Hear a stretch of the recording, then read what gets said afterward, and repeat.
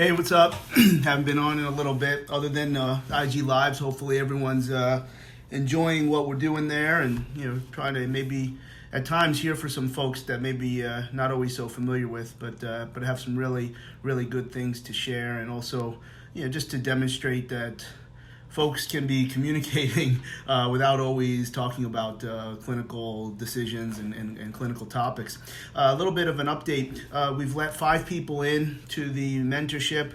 We are in month 1. What we're going to do is get 1 month done and then go to another cohort. So we have that, again, very thankful, fairly expansive list of folks that showed interest. Again, I'm not so suppositious that just because you signed up and said you're interested means that it's going to be something that you'll want to do, but sit tight. We're going to continue to add folks and just make sure that I'm able to deliver what I think I can deliver and what I think you'd be paying for there. So we're going to be looking at that probably towards the end of September.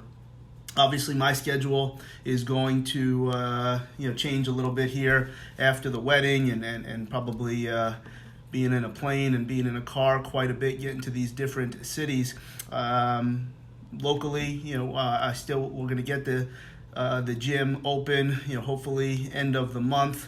That'll be in Palm Beach Gardens. Super excited with Brendan Hayden, what we're going to do there, and Allie will start getting back into some in-person. Mitch Sadowski, there's going to be some really quality things happening out of there, really revolving around golf as well as general fitness. So, stay in touch with that. I do have an office available to me. Haven't used it yet in Boca Raton, but I have been in Fort Lauderdale quite a bit in Dan Hellman's office, and I do expect to be sharing patients with him as we have folks come in. Obviously, places like West Palm Beach, Fort Lauderdale, Miami are places people want to go, and if there's a way to create an experience of several days to get experience with some really competent therapists and trainers, and maybe even some rounds of golf, we're going to really try to put together some interesting things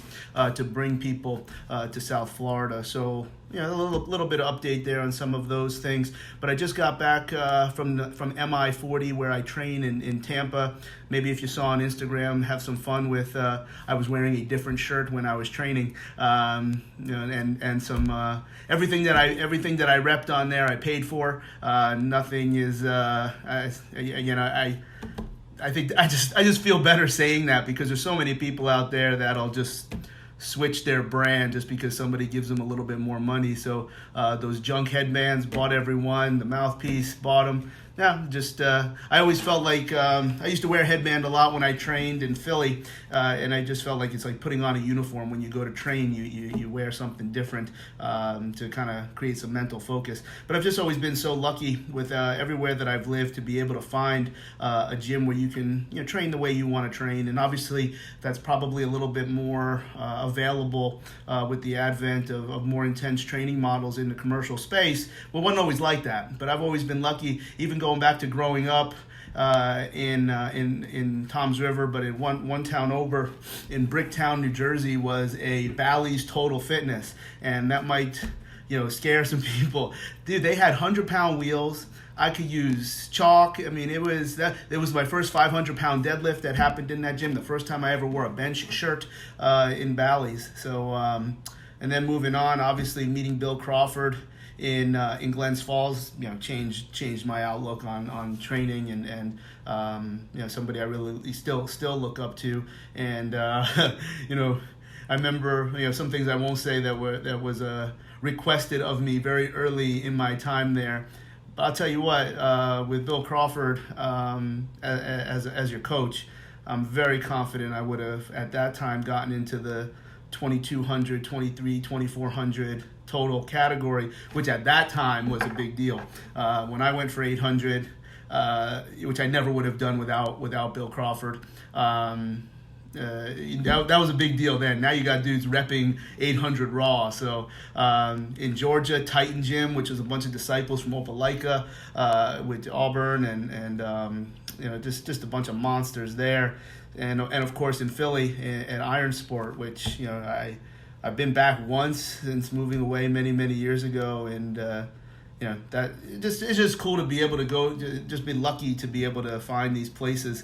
When I went back to New Jersey, Thomas Phillips gym, always being able to get after it. So lots of cool things, and had fun with those pictures. Even though I was again sitting on a leg extension.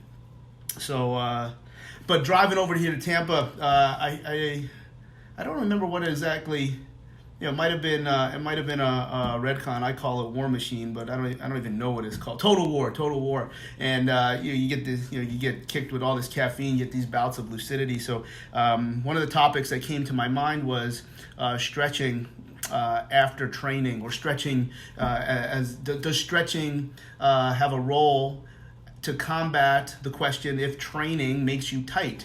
So if you lift a lot, are you going to be inflexible? That is a little bit of a stem off of some of the things we talked about with Will Wayland about getting bigger. Well, getting bigger, if it doesn't affect your golf swing in terms of your mobility or hypertrophy getting in the way, I'm not sure that it's a significant thing.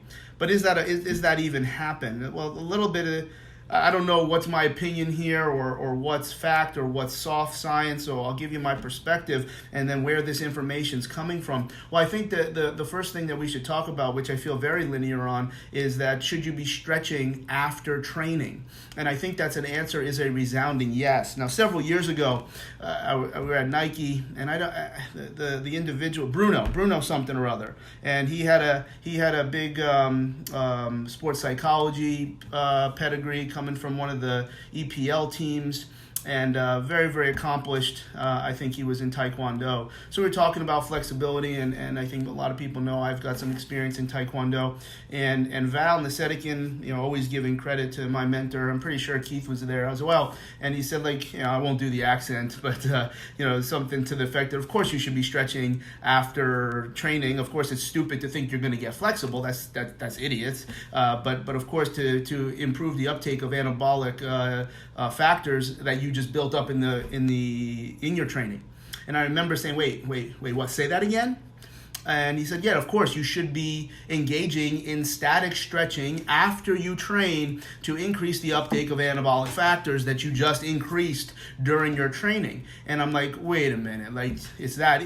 And intuitively, every time I revved up to do the Van Damme, I would always do my split work after training. And, I was able to do it. I haven't done that in a long time. I don't always seem to have the time, or maybe I just don't feel like doing it anymore. But we went and he's like, the research is in Russian. It doesn't even translate. So we actually found the research. I can find it. It was in one of my early presentations, maybe almost 8 to 10 years ago, when we did, I think the title of that talk that summer was called Cracking the Stretching Code. I'm sure you could find it. I actually think there is a voiceover plus the PowerPoint on Larry Draper's website, where you can probably get it for a couple bucks, where one of the things we talked about was finding the Russian literature. And at that time, I believe Cal Dietz found one of his graduate students to translate this Russian literature, because Russian doesn't always translate very easily, which is why a lot of the Eastern Bloc training is sometimes challenging to really wrap your head around, because the words don't even mix, much less have a very clear linear message that we expect out of the research. So it basically translated exactly what Val said, that somehow the elastic nature of the connective tissue would create opening of channels that allowed these anabolic factors to enter the muscle cell. Now, there's probably a lot of other things that are happening as a result of stretching after training. I'm sure there is some coming down of parasympathetic factors. You have opportunity to work on basically a cool down, which should improve the effect of training. And maybe this Russian literature was giving us a more molecular level of understanding of why some of the things that we really don't do that much of, whether it's passive stretching or any kind of cool down, because of course in a Western training model, particularly a commercial training model, the training has to happen in 1 hour, and people feel that you're doing more if you are finishing your workout with some kind of significant cardiovascular training, which is a good thing. I don't know that it's the only thing, and maybe you're still trying to fit 10 pounds of poop in a 5-pound bag. The cool down always seems to fall off at the end. So as far as static stretching, no, not to get flexible, but to improve this uptake of anabolic hormones. And if that happens, you probably won't get tight. So I think there's where we'll start. I think there's a lot of reason to look at those things. But let's say you don't do that, and the question again is, do you get tight? Well, I don't think you get tight after one session, but I do think some things very deleterious or at least subjectively negative can happen.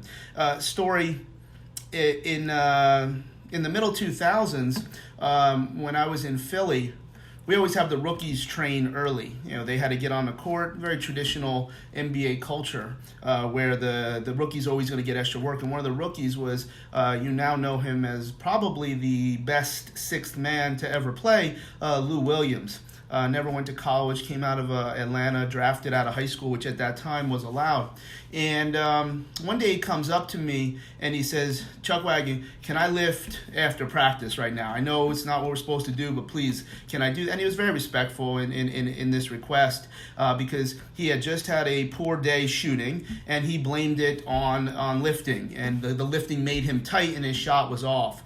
And at that time, where I was, I thought that was a bunch of nonsense. Lifting doesn't affect your shot. That's ridiculous. And I was very, very wrong, as I learned a long time. Now, of course, the way he asked, there was absolutely no reason to say, no, you can't do that. Like some kind of nonsensical college type of strength and conditioning situation. He's a man, even though he was 17, 18 years old. Of course, you lift after practice. But at the time, I scoffed at it. And years later, again, learning things from Omega Wave, and the suggestion would be that if we had, and I don't remember what happened at that time, but if we had gone through a very intense, or explosive training session, then we should have every reason to believe that DC potential probably would have exceeded. And if in a norm, if it's above -40 millivolts, then that would be a very, very high DC potential. I mean, you're really, really wired. And maybe for a power lifter, or if you're a special teams guy in American football, even a goalie in regular football,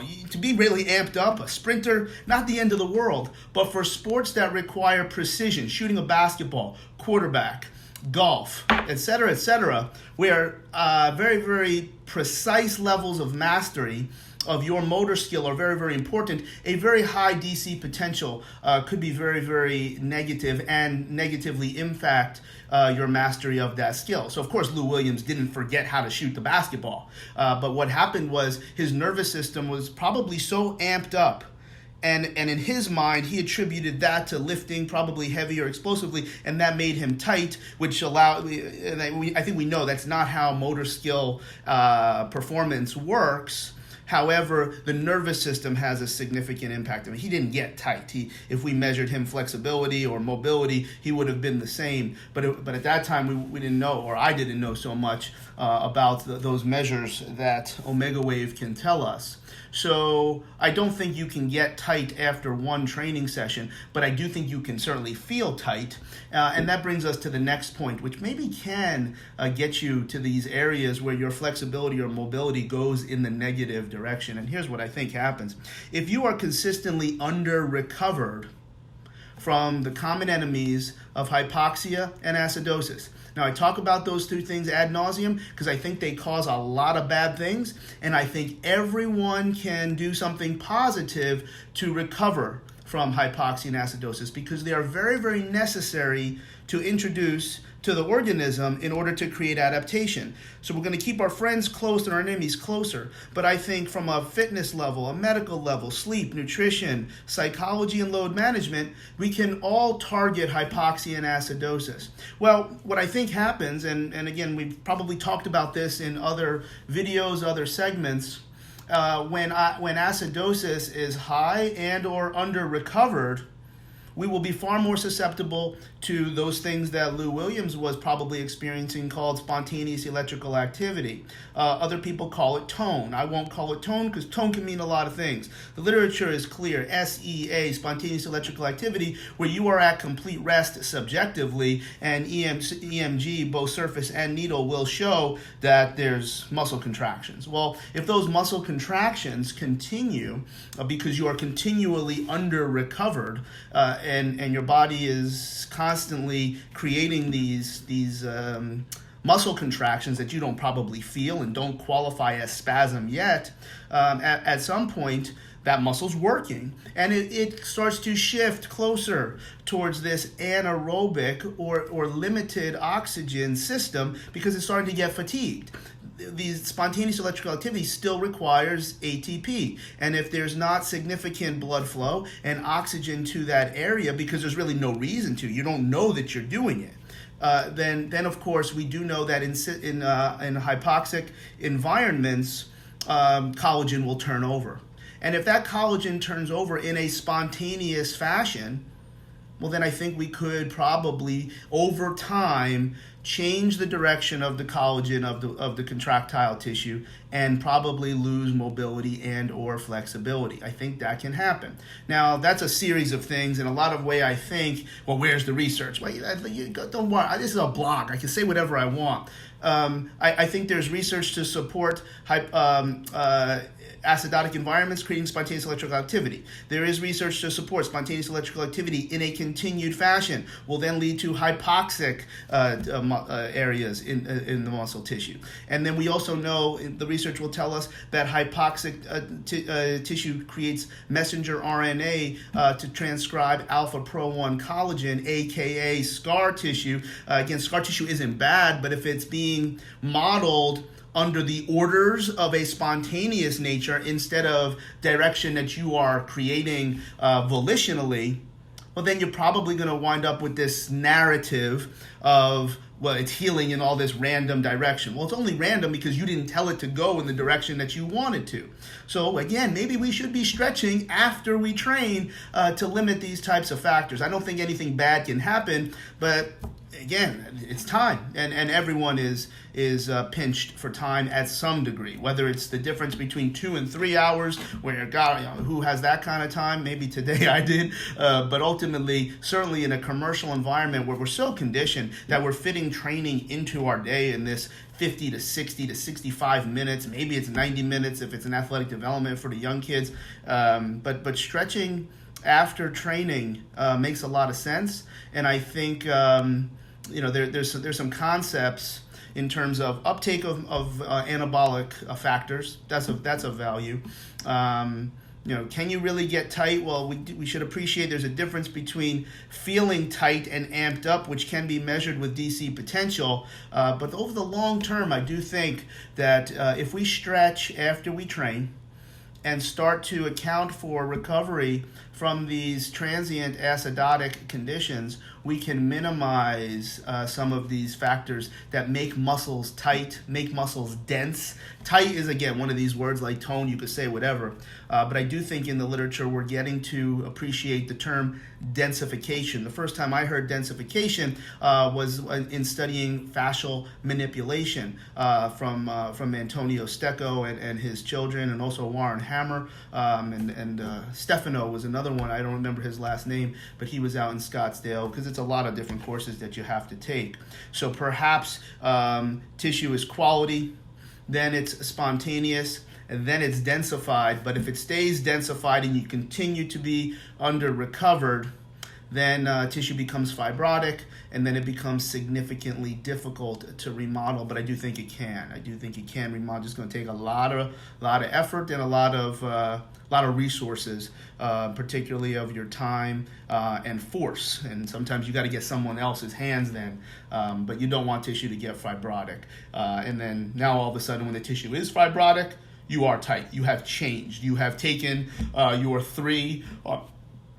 On your active straight leg raise and taking it to a 1. And maybe you got a lot of hypertrophy, and maybe you got a real big RDL, but if I stick your thumb in that hamstring and there's a referral, then there's good reason to engage in some kind of recovery, some kind of therapy to mitigate the densification of the fascia and the tissue, because we didn't stretch after we trained. So in a nutshell, I think there's a lot of victories there. Nothing really bad can happen, or we can just plug it into the whole idea of a cool down, which we don't hear talked about a lot. We don't see a lot of people doing it for the social reasons that I just discussed. So I think that's some things that can hopefully help. And even if it's a couple minutes, maybe there's a way to have people stay while the next session starts. Stretching after you train is a good idea, and it's something that I think there's some science, if not strings of research, to create a narrative to defend what it is that you want to do. And remember, even if you're nonsense, as long as you have a story, at least you can sit at the table and defend what you're doing. There's probably a lot of things that don't stand up to someone else's level of what should be in the literature. But if you have your own story, now even then, it still might be ridiculous. But I think what I just described is, in my mind, very far from ridiculous. But you're not going to find one research paper to qualify everything that I just said. But there certainly would be research to support the beginning stages of taking a position, and you string things together when you have some experience in these concurrent training processes. So hopefully that all makes sense. Again, stretching after you work out, probably pretty good idea. Anybody seen a leprechaun, by the way? Hey, say yeah.